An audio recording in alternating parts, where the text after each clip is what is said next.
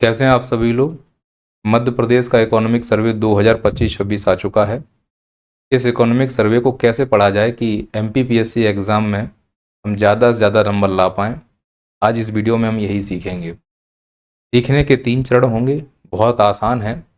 सबसे पहला चरण, आपको अपना सिलेबस सामने रखना है और उसके बगल में इकोनॉमिक सर्वे की जो तालिका है उसका प्रथम पृष्ठ आपको सामने रखना है। उस तालिका में जो पहली हेडिंग है उसको मैच करके देखो सिलेबस की हेडिंग से, तो आपका पढ़ना आसान हो जाएगा और आप वही पढ़ोगे जो एग्ज़ाम में आने वाला है। एग्जाम्पल के तौर पर यहाँ मैंने मुख्य परीक्षा का इकाई 3 का सिलेबस लगाया है। समझने के लिए मैंने इस सिलेबस को 4 भागों में बांट लिया। पहला भाग है जिसमें मैंने एमपी का परिचय, जिसमें जीएसडीपी, व्यक्ति आय इत्यादि शामिल किया। दूसरे वाले पार्ट में एमपी की कृषि प्राथमिक क्षेत्र, तीसरे पार्ट में एमपी का उद्योग द्वितीयक क्षेत्र और चौथे पार्ट में पर्यटन इत्यादि तृतीयक क्षेत्र को शामिल कर लिया। तो इस हिसाब से इस इकाई 3 को 4 भागों में बांट लिया। अब चूंकि प्राथमिक क्षेत्र द्वितीयक क्षेत्र तो हम इकाई 1 और इकाई 2 में भी पढ़ चुके हैं, तो कॉन्सेप्ट तो हमारे वहाँ क्लियर है। हमें केवल यहाँ डेटा पुट करना है और डेटा ऑथेंटिक होना चाहिए जिससे एग्जामिनर हमारे नंबर ना काट पाए। तो उसके लिए हम इकोनॉमिक सर्वे का इस्तेमाल करेंगे। अब इस्तेमाल करना कैसे है वो सीखिए आप। जो हम प्राथमिक क्षेत्र, द्वितीयक क्षेत्र, तृतीयक क्षेत्र के डेटा कलेक्ट करने वाले हैं वो सीधा सीधा इकोनॉमिक सर्वे से हम उठा लेंगे, जिसमें अध्याय 4 में प्राथमिक क्षेत्र, अध्याय 5 में द्वितीयक क्षेत्र और अध्याय 6 में तृतीयक क्षेत्र के लगभग वो सभी डेटा और सभी आवश्यक कंटेंट हमें यहाँ से मिल जाएगा। तो थोड़ी बहुत कसर रह जाएगी वो कॉन्सेप्ट के दम पर हम बना लेंगे। ऐसे ही जो प्राथमिक क्षेत्र के फैक्चुअल डेटा हैं वो भी इकोनॉमिक सर्वे में हमें मिल जाएंगे। जैसे प्राथमिक क्षेत्र का जीएसवीए, द्वितीयक क्षेत्र का जीएसवीए, तृतीयक क्षेत्र का जीएसवीए, तो ये हमारे प्रीलिम्स के दृष्टि से भी काम आ जाएगा। यहाँ पर कोशिश ये करना आप लोग डेटा को कलेक्ट करने समय या फिर चीज़ों को समझते समय कि कॉमन सिलेबस समझ लें। एग्जाम्पल के तौर पर मैंने यहाँ पर इकाई 3 मुख्य परीक्षा का कुछ हिस्सा लगाया है, तो यहाँ यूनिट जो प्रीलिम्स की 6वीं यूनिट है उसका पूरा हिस्सा लगा दिया। इसकी जो पहली लाइन है जिस पर लिखा हुआ है वर्तमान स्थिति, यहाँ पे हमें क्या करना है। भारत के संदर्भ में एमपी की वर्तमान स्थिति का मतलब ये है कि हमारी रैंक बता दो क्या है भैया एमपी की। कुल मिलाकर हम आंकड़े देख रहे हैं, कुल मिलाकर हमें प्रतिशत चाहिए प्रीलिम्स में और हमें इसके अलावा कुछ चाहिए नहीं। ये आंकड़े और प्रतिशत हमें कहाँ मिल जाएंगे? मुख्य परीक्षा का जो ये वाला हिस्सा पड़ा है ना, राज्य घरेलू उत्पाद और प्रति व्यक्ति आय, वही आंकड़े तो हमको यहाँ पर पुट करने हैं। तो यदि हमने आंकड़े यहाँ पर अच्छे से कर लिए और कॉन्सेप्ट अच्छे से समझ लिए तो प्रीलिम्स की ये पहली लाइन तो अपने आप कवर हो जाएगी। क्या इसके लिए हमें अलग से मेहनत करनी पड़ेगी? नहीं, एक बार मेहनत कर लेंगे तो काम हो जाएगा। अब आते हैं दूसरे चरण पर, मेहनत करनी कैसी है। प्रीलिम्स और मेंस को पढ़ने का थोड़ा तरीका अलग होता है। जब आप इकोनॉमिक सर्वे को मेंस की दृष्टि से पढ़ रहे हों सिलेबस को सामने रखकर, तो अपने दिमाग में ये रखना है कि कोशिश करें कि हम इकोनॉमिक सर्वे पढ़ते समय किसी भी मुद्दे का कारण समझ लें। जैसे वहाँ पे लिखा है कि 2025-26 में मध्य प्रदेश की आर्थिक वृद्धि दर 11.41% हुई। तो अपने आप से प्रश्न पूछो, ये वृद्धि इतनी ज़्यादा क्यों हुई, इसके पीछे के क्या कारण है। जब तुम इस प्रकार के प्रश्न अपने आप से पूछोगे तो यकीन मानो कि यही प्रश्न आपसे एग्जामिनर पूछने वाला है। और एमपीपीएससी का तो ये पैटर्न रहा है। एक बार उसने पूछा था सोयाबीन वृद्धि के कारण बताओ, तो वृद्धि के कारण पूछना एमपीपीएससी की फितरत है, फिर वो चाहे आंकड़ों का हो या फसल का हो। तो अपने दिमाग में घुमाते रहो कि जो भी डेटा हम पढ़ रहे हैं उसमें अगर वृद्धि हो रही है या कमी हो रही है तो उसके कुछ ना कुछ कारण होंगे। ये मेंस का डायमेंशन है और जो प्रतिशत वृद्धि हुई है उसे याद करना प्रीलिम्स का डायमेंशन है। कि किसी प्रकार से मेंस पढ़ते समय जो हम पढ़ रहे हैं इकोनॉमिक सर्वे में सिलेबस को सामने रख के कोशिश करें कि इसके प्रभाव, कि मान लो जो वृद्धि दर हुई है मध्य प्रदेश में तो इसका क्या इम्पैक्ट होगा। मैं ऐसा कह दूं कि मध्य प्रदेश ने गेहूं उत्पादन में इस बार अग्रणी स्थान प्रदान किया या प्राप्त किया, तो इसके इम्पैक्ट क्या होंगे, सोशल इम्पैक्ट क्या होंगे, इकोनॉमिक इम्पैक्ट क्या होंगे, ये हमें सोचना होगा। और इसका जवाब कहाँ ढूंढना पड़ेगा? इकोनॉमिक सर्वे में। और इसका तीसरा ये है, वो है उपाय। मान लो कि अगर मंदी हो रही है, इम्पैक्ट कम पड़ रहा है, तो क्या उपाय कर सकते हो आप तो जब मैं उपाय बोलूं तो इसको ऐसे भी समझना कि हो सकता है घुमा के हमसे प्रयास पूछ ले, और जब मैं प्रयास बोलूं तो हो सकता है वो हमसे समस्याएं पूछ ले, चुनौतियां पूछ ले। तो कुल मिलाकर मेंस में जब हम किसी डेटा को पढ़ रहे हो तो इन 5 शब्दों को अपने दिमाग में घुमाते रहना।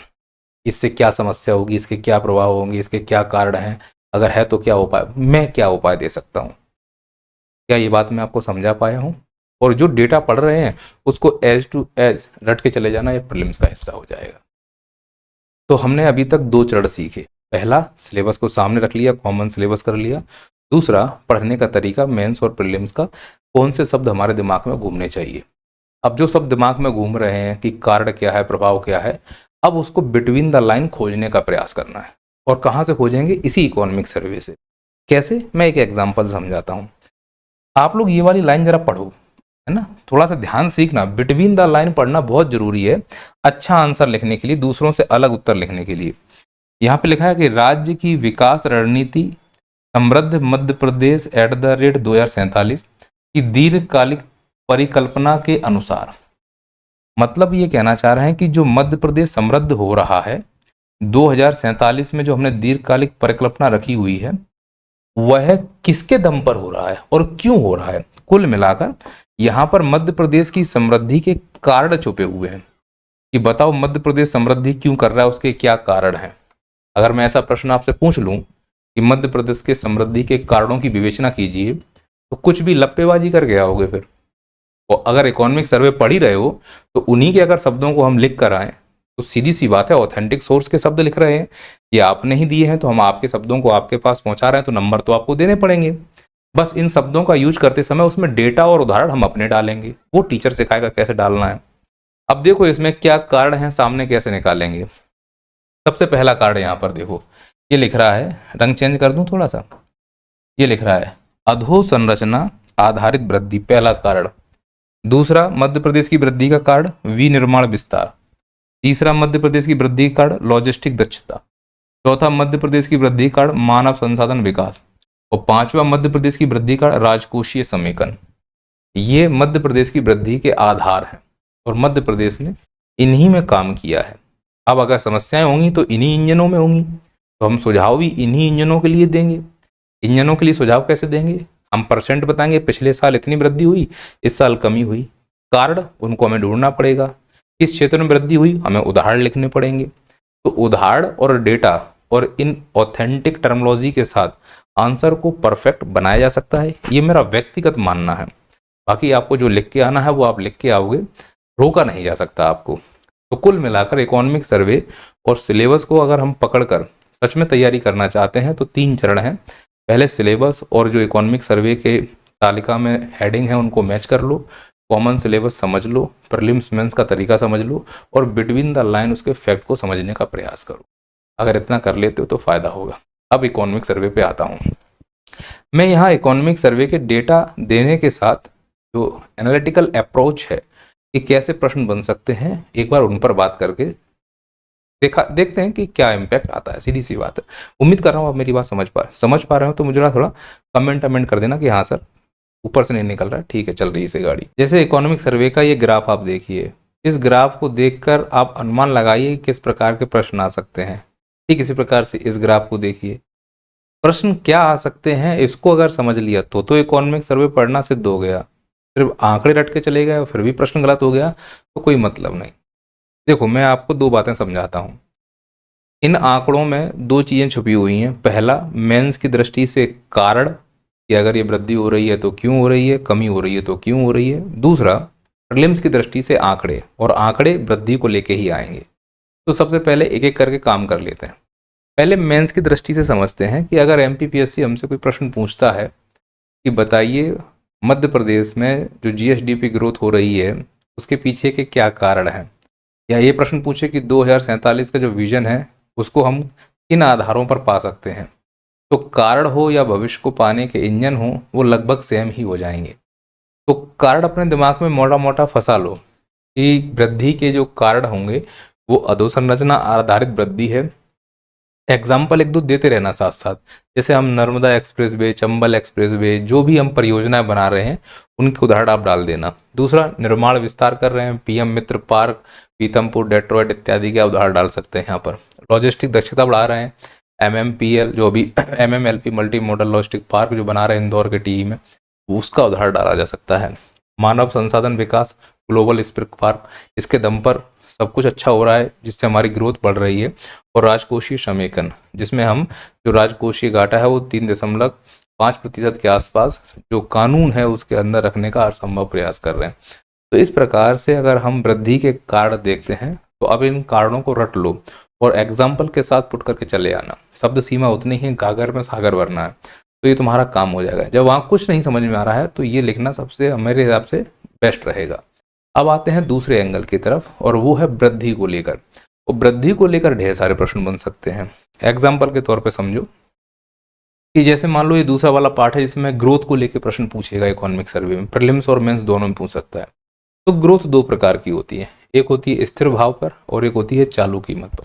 अब चालू कीमत जीडीपी क्या होती है, स्थिर कीमत पर जीडीपी क्या होती है, क्या ये यूनिट 1 में हम लोग सीख चुके हैं? जवाब है हाँ। अब सीख चुके हैं तो यहाँ हम अपना समय बर्बाद नहीं करेंगे, और नहीं सीखे हैं तो पहले यूनिट 1 पे जाके करना पड़ेगा, नहीं तो कोई मतलब नहीं है इकोनॉमिक सर्वे पढ़ने का, है ना, फिर तो केवल आंकड़े पढ़ रहे हो आप। अब स्थिर भाव पर भी अगर वो प्रीलिम्स में क्वेश्चन पूछेगा तो उसके भी 2 डायमेंशन होंगे, और चालू कीमत पर पूछेगा तो उसके भी 2 ही डायमेंशन होंगे। स्थिर कीमत पर क्या वो प्रश्न पूछेगा, एक तो वो अंकीय प्रश्न पूछ सकता है या वो प्रतिशत के प्रश्न पूछेगा। सेम इधर यहाँ पर भी अंकीय पूछ सकता है, प्रतिशत प्रश्न पूछ सकता है। अंकीय अगर हम देखें एमपीपीएससी का जो ट्रैक रिकॉर्ड रहा है, ये 3 साल के पीछे के आंकड़े पूछ लेते हैं, तो हमें 3 साल के आंकड़े तो याद करके जाने पड़ेंगे। यदि 2026 में आप प्रीलिम्स दे रहे हो तो यकीन मानना 2022-23 के आंकड़े वो रगड़ देंगे। यही एक कमी है एमपीपीएससी को, जो ये समझ गया कि वो ताजे आंकड़े नहीं पूछने वाले हैं, पुराने आंकड़े पूछेंगे, तो वो हैबिट में तुम्हें डालना पड़ेगा। कैसे डलेगा, एक दिन में तो याद होंगे नहीं। आप इस खांचे को तैयार कर लो और उसमें अपने आंकड़ों को पुट करते रहो और रोज धीरे धीरे निहारते रहो, तो हैबिट में आ जाएगा। और लगभग अगर आंकड़े याद हो गए तो हमारा प्रश्न गलत। तो अंकीय में देख लो एक बार आप, मैंने यहाँ 2 वर्ष का लिख दिया, समय कम था और दूसरा मेरे पास स्पेस भी कम था। तो 2024-25 में जो स्थिर भाव पर मध्य प्रदेश की जो ग्रोथ यानी जीएसडीपी आई थी वो इतने करोड़ रुपए थी, जो बढ़कर 2025-26 में इतने करोड़ रुपए हो गई। अब प्रश्न ये अंकीय हो गया। अब यही अगर पूछा जाए कि भैया जो जीएसडीपी है मध्य प्रदेश की, जो जीडीपी है, स्थिर भाव पे प्रतिशत बताइए कि पिछले साल की अपेक्षा उसने कितने प्रतिशत की वृद्धि की। तो 2025-26 में इसने 8.04% की वृद्धि की स्थिर भाव पर पिछले साल की अपेक्षा, यानी 2024-25 की अपेक्षा। एक तो ये प्रश्न यहाँ से आ गया कि बताइए मध्य प्रदेश का जो जीएसडीपी है स्थिर भाव पर इस साल कितने प्रतिशत की वृद्धि दर्ज करके रहा है, तो 8.04% की वृद्धि दर्ज की। अब ऐसा भी तो प्रश्न पूछ सकता है कि सर्वाधिक वृद्धि कितनी दर्ज हुई। अब सर्वाधिक का आधार क्या लिया जाना चाहिए, तो सर्वाधिक का आधार 2011-12 लिया जाएगा। ऐसा क्यों? क्योंकि प्रश्न आप पूछ रहे हो स्थिर भाव पर, और स्थिर भाव का जो आधार वर्ष है वो 2011-12 है, तो 2011-12 से पीछे हम जाएंगे नहीं। तो 2011-12 से लेकर 2025-26 आ गया है, इस दौरान किस साल में स्थिर भाव पर मध्य प्रदेश की जीएसडीपी ने सर्वाधिक वृद्धि की है, तो जवाब है 12.40% 2016-17 में। ये प्रीलिम्स का क्वेश्चन हो गया। यहीं पर मेंस का क्वेश्चन मैं आपसे पूछ लूं कि 2016-17 में सर्वाधिक स्थिर भाव पर मध्य प्रदेश की जीडीपी वृद्धि दर्ज की गई, इसके पीछे के क्या कारण हैं, तो तुम मर गए। अब कारण इसका कैसे लिखा जा सकता है, यहीं पर कॉन्सेप्ट समझने की जरूरत है। 2 प्रकार से होता है, एक है स्थिर भाव पर, एक है चालू कीमत पर। जब स्थिर भाव पर आते हैं तो उसमें क्या होता है, आप याद करो, मैंने क्लास में आप लोगों को समझाया होगा। थोड़ा सा भी अगर आप लोगों के अंदर पेशेंस है और कॉन्सेप्ट क्लियर है कि GDP is equal to delta P delta Q, if price is constant तो यह कहलाएगी स्थिर भाव पर जीडीपी। समझ पा रहे हो, क्योंकि हमने प्राइस को कांस्टेंट कर दिया है और क्वांटिटी बढ़ने पर ही उसका रियल वैल्यू बढ़ रहा होगा। क्या ये बात मैं आपको समझा पाया हूं? तो यहां पर स्थिर भाव पर प्राइस कांस्टेंट है, और प्राइस अगर कांस्टेंट है तो अगर उसके बढ़ने के पीछे का कारण होगा तो प्राइस तो नहीं होगा, और प्राइस का मतलब मुद्रास्फीति। तो तो अगर तुम कहोगे किसानों को एमएसपी दे दिया गया तो ये तो चालू कीमत वाला इम्पैक्ट आ गया। तुम कहो कि मंदी कंट्रोल कर ली, ये तो चालू कीमत वाला इम्पैक्ट आ गया। प्रश्न पूछा है कि स्थिर भाव पर कारण बताइए कि क्यों वृद्धि हुई थी 2016-17 में, तो तुम्हें आपूर्ति पक्ष बताना होगा। आपूर्ति पक्ष बताओ कि सरकार ने क्या इम्पैक्ट डाला, तो बताना 16-17 में सिंचाई के लिए जो हेक्टेयर सुविधाएं थी वो इतने लाख हेक्टेयर से बढ़कर इतने लाख हेक्टेयर हो गई। क्या मैं ये बात आपको समझा पा रहा हूं? जो संरचनात्मक इनपुट हैं उन संरचनात्मक इनपुट को यहां पर तुम्हें दिखाना होगा। ऐसे ही सिंचाई के साथ साथ जो इक्विपमेंट दिए गए हैं उन पर बात करनी है, जो मंडियां बनाई गई हैं उन पर बात करनी है, जो भंडार सुविधाएं की गई हैं उन पर बात करनी है। फिर द्वितीय क्षेत्र में आओ तो जो सप्लाई चेन मैनेजमेंट सुधारा गया है उस पर बात करनी है, और सप्लाई चेन मैनेजमेंट में जो रोड इंफ्रास्ट्रक्चर है, जो कनेक्टिविटी बढ़ाई गई उसको डाल देना। फिर तृतीय क्षेत्र में आना कि सप्लाई में तृतीय क्षेत्र में क्या है, किसान कॉल सेंटर, ये सप्लाई पार्टी तो दिखा रहा है, तो कैसे किसानों से संपर्क हो पाए, उसके लिए किसानों को क्या सुविधाएं दी गई हैं उस पर बात करनी है। तो इस प्रकार से आपूर्ति पक्ष के कारण अलग होंगे, यानी कि स्थिर भाव के लिए जो वृद्धि के कारण है वो आपूर्ति पक्ष वाले होंगे, और चालू कीमत पर वृद्धि कारण है वो मांग पक्ष वाले होंगे, या फिर वो सीधे सीधे उनसे संबंध होंगे जिनमें प्राइस फ्लक्चुएट हो रही हो। यहाँ प्राइस फ्लक्चुएट होने से कुछ काम नहीं चल रहा है, तो इसके वृद्धि के कारण कैसे होंगे, अलग, इसके वृद्धि कारण कैसे होंगे, अलग। यहाँ कुछ समझ में नहीं आया तो मैंने आपको बताया है कि जब आपसे कोई कार्ड पूछते कि कार्ड बताओ तो उठा के रगड़ के चले आना, ये रहे भाई सब कार्ड। अरे भैया कुछ नहीं समझ में आ रहा तो यही तो उत्तर दे के आओगे। हाँ, इससे नंबर मिले ना मिले इसकी गारंटी नहीं है, पन्ना खाली नहीं छूटेगा, और नंबर तुम्हें तभी मिलेगा जो पूछा गया वो जवाब दे के आओ। तो इसके लिए तुम्हें खुद से पढ़ना पड़ेगा, एनालिसिस करना पड़ेगा, कॉन्सेप्ट बनाने पड़ेंगे, है ना। कुछ भी लप्पेबाजी फेकोलॉजी करनी है तो ये लिख के आ जाओ। हाँ, अगर ऑथेंटिक लिखना है तो क्लास को समझो, उसको एनालिसिस करो, अपने आप से सवाल पूछो, इकोनॉमिक सर्वे के बिटवीन द लाइन पे जाओ और पॉइंट टू पॉइंट उसके फैक्ट के साथ बात करो। बिना फैक्ट के लिख के मत आना, ऐसे कुछ भी लिख के मत चले जाओ। और कोशिश करो कि जो फैक्ट जहाँ से उठाया है उसका भी आप बता दो कि भैया हमने इकोनॉमिक सर्वे से उठाया है, हमने फलानी जगह से उठाया है, हमने ढिकानी जगह से उठाया है। थोड़ा सा हिंट देना जरूरी है जिससे ऑथेंटिसिटी बढ़ जाए, ऐसा मेरा व्यक्तिगत मानना है। शब्द तो उतने ही है हमारे पास लिखने के लिए, ये प्रैक्टिस से आएगा, जितना अच्छा आप प्रैक्टिस कर पाओगे उतना अच्छा। ऐसे ही स्थिर भाव पे अगर पूछा जाए कि बताओ राज्य की जो जीएसडीपी है वो सबसे कम वृद्धि कब की थी, तो 2020-21 में माइनस में चली गई थी 4.74। तो अब इसको भी एक शो करने का तरीका हो सकता है कि आप इस प्रकार से ग्राफ बनाना शुरू कर दें, ऐसे इस प्रकार से मंजिला इमारतें बनाएं। भैया नेगेटिव गई तो ऐसे दिखा दो, नेगेटिव गई फिर पॉजिटिव हो गई, तो कोशिश करें कि इस प्रकार से फ्लक्चुएशन दिखाएं। और अगर वृद्धि हो रही तो ऐसे तीर लगा के यहाँ पर जो औसत वृद्धि हुई थी उस औसत वृद्धि को यहाँ पे प्रतिशत के रूप में दिखा दो। अगर वहां डायग्राम डालकर आते हो ना एग्जाम हॉल में तो बहुत अच्छा इंपैक्ट पड़ेगा, और ये तुम्हारी प्रैक्टिस के ऊपर है कि आप किस प्रकार का वहां इस्तेमाल कर सकते हैं। ऐसे ही पॉइंट फॉर्म वाला डायग्राम डाल सकते हैं तो डाल दीजिए कि पहले कम हुआ था फिर बढ़ गया फिर कम हुआ, तो इस प्रकार से ज्वाइंट करते हुए ऐसे भी डायग्राम डाला जा सकता है। और नीचे ईयर लिख देना, ये भी प्रैक्टिस से ही आएगा। ये प्रैक्टिस कैसे करनी है वो हम क्लास में डिस्कस कर चुके हैं, यहाँ तो केवल मैं आपको समझाने आया हूँ कि कोरिलेट और कनेक्ट कैसे करना है। तो मेरे हिसाब से यहाँ से प्रीलिम्स के क्वेश्चन आपको निकल गए, मेंस के क्वेश्चन भी निकल गए, और एक होमवर्क भी दे दिया कि कार्ड बताओ। तो न्यूनतम वृद्धि क्यों हुई, कोविड के कारण। यहाँ अधिकतम वृद्धि क्यों हुई, कार्ड लिखिए। तो 3 कार्ड इसके लिखना है, 3 कार्ड इसके लिखना है, जो लिख लेगा वो अच्छा बच्चा है। इसी प्रकार से चालू कीमत पर आ जाओ। चालू कीमत पर जाएंगे तो क्या मिलेगा मैम, 2024-25 अंक में इतने करोड़ रुपए, 25-26 इतने करोड़ रुपए। ये डेटा है, एग्जाम के टाइम पे याद करना है। मोटा मोटा बड़े बड़े अंक देख लो, यहाँ 15 है और यहाँ 16 है, बात खत्म। मोटे अंक देख लो, बाकी पीछे क्या है वो तो एग्जाम के टाइम पे जाएंगे तब देख लेंगे। ऐसे प्रश्न नहीं आते, मूर्खता में फंसना भी नहीं है, और तुमसे नहीं बना तो किसी से नहीं बनेगा। और 20 क्वेश्चन ऐसे होंगे प्रीलिम्स में जो ऐसे डालेंगे कोई ना बना पाए, मास्टर भी ना बना पाए, और हम जैसे मास्टर तो देख के भी ना बना पाए। क्लियर है। यहाँ पर आ जाओ प्रतिशत में, तो प्रतिशत में तो 2025-26 में कितनी वृद्धि हुई इस साल, 11.14%। क्यों वृद्धि हुई, कार्ड बताइए। कौन से वाले कार्ड बताओगे, ऐसे कार्ड जिससे कि कीमतें फ्लक्चुएट हो रही हो, और कीमतें कैसे फ्लक्चुएट होती हैं मैंने समझा दिया। ठीक है जी। सर्वाधिक वृद्धि कब हुई, तो 2012-13 में। क्यों हुई अब बताओ, आधार वर्ष बदल गया इसलिए हुई। सोचना जरा, सोच कर देखना ना, आधार वर्ष से इससे क्या लेना देना, बहुत लेना देना आधार वर्ष का। आधार वर्ष का बहुत लेना देना है। अब ये मैंने क्लास में डिस्कस किया है, इसको आप अच्छे से मुझे करके दिखाना कैसे कर सकते हो। और न्यूनतम 1.9% हुई या माइनस में नहीं जा पाई, क्यों नहीं जा पाई ये बताओ। इसका मतलब मांग रही होगी।